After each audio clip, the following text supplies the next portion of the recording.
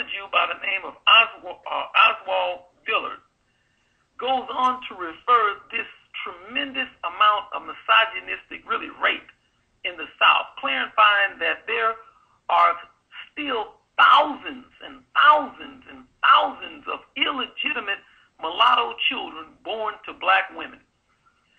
Dillard does not talk of any white woman being impregnated by black men in his observation. The possibility is really absurd. Now I want you to think about thousands and thousands and thousands and thousands over 10 and 20 and hundreds of years, black women being raped. What did that do to their psyche? It's really sad when we start thinking about it. At one point in New York, the law did not recognize even the possibility of a black woman being raped. Southern courts would not convict a white man for raping a black girl after she had reached the age of puberty.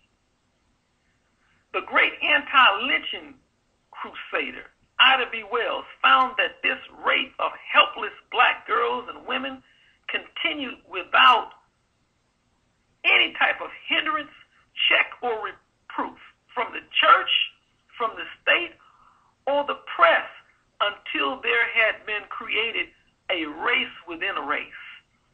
In other words, the church, the press, and the state looked the other way while black women were systematically raped. So when you start talking about how women are oppressed, I say that is the truth, but we have to be real clear on who is the oppressor. We'll get to that in a little while. After slavery, black women became less accessible to white men, and a vicious coincidence occurred. In many urban centers, rape became big business in the form of forced prostitution.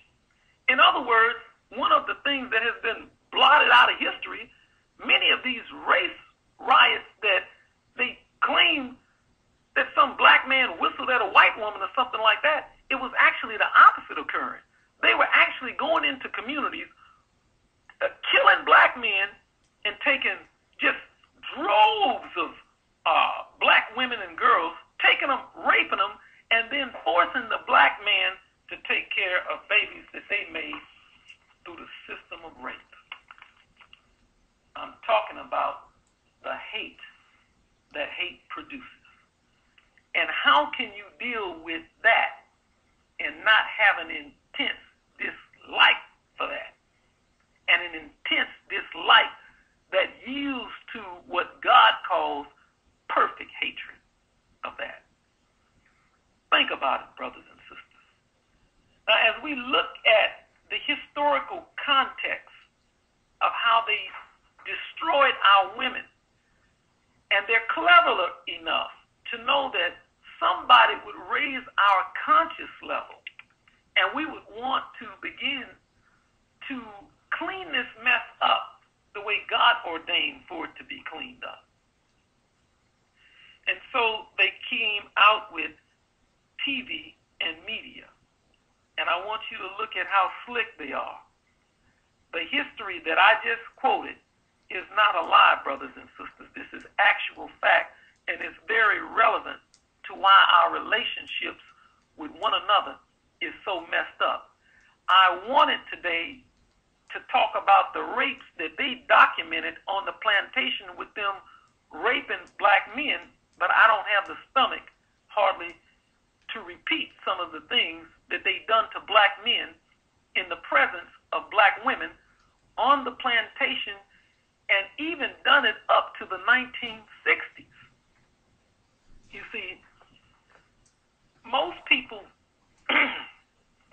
in America and the world, they admit that black people are in a state of dark, depraved ignorance. we don't have a knowledge of our history or ourselves. We are in what Islamic scholars call a state of jahiliyah. Most people throughout the world have come to know black people mostly through movies. Movies that show our wretched condition, movies that depict black life as nothing more than savagery. But the movies never tell how we got into the savagery, the brutality, the hate that hate produced in us for us. They don't talk about the process of how we got like that. Movies show like Colors or Boys in the Hood, Menace to Society, The Color Purple, where they show the black man as a brute, as somebody who's always destroying his own black family, his own black neighborhood, his own black woman. And it has produced, unfortunately, a hatred in many sisters for black men in general.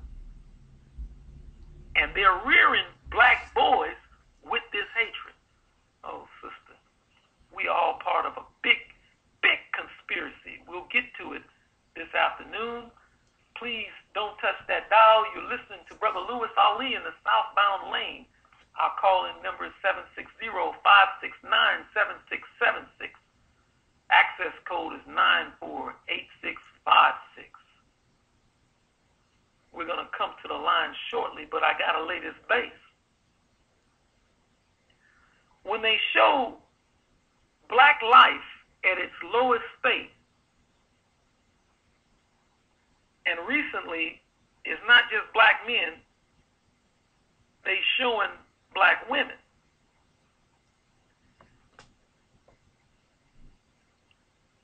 Man, the black woman is starting to be shown in such a social degenerate way. Recently, the world was introduced again to the so-called black community, maybe a couple of years ago, in a movie called Precious. Precious is the story of a little girl who grew up never knowing love, never hearing a kind word about herself or the darker complected people that she was connected to.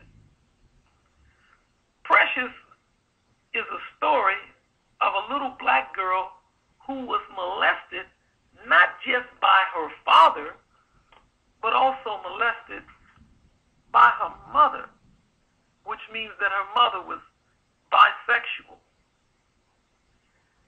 The movie showed all black people as mostly degenerates.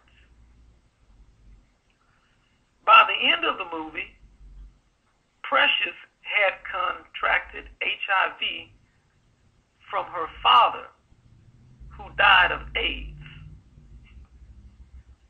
Precious's only hope in the movie was a black woman who later the movie shown to be involved in a lesbian affair because she didn't have a man.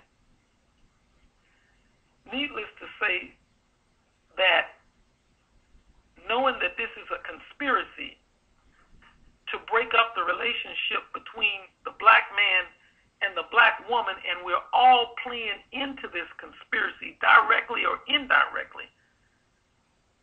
I literally, I can be very sensitive toward our suffering. I literally was physically sick because of the level of black degenerate behavior. In fact, I have a best friend out on the East Coast, and I came to visit him, and he took me into Baltimore and some really horrible parts of Baltimore, and I actually became, a little nauseated just being in that area. But I love my people. Now, this movie Precious is said to be based on a novel and not necessarily the truth. However, I think all of us can attest that there is a Precious in every community. Some beautiful little black girl with 3 or 4 plaques in her head that never had her father to pick her up and tell her that she was a queen and tell her how much he loved her and that he's there to protect her and never harm her or do anything foul to her.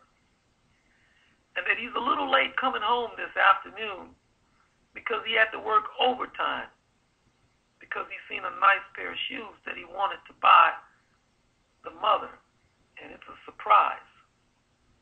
There is a precious little black girl in every community that someone's fondling, that somebody's looking at in some unusual, sick, satanic, white way. You know, the sad part about the whole movie was that many black women, beautiful black women with degrees, left the movie theater saying that it was a good movie.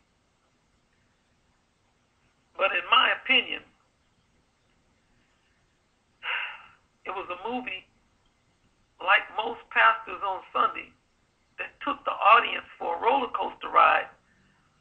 But what was missing from the movie was the obvious question. Why are our communities like this? Why was that black family so degenerate?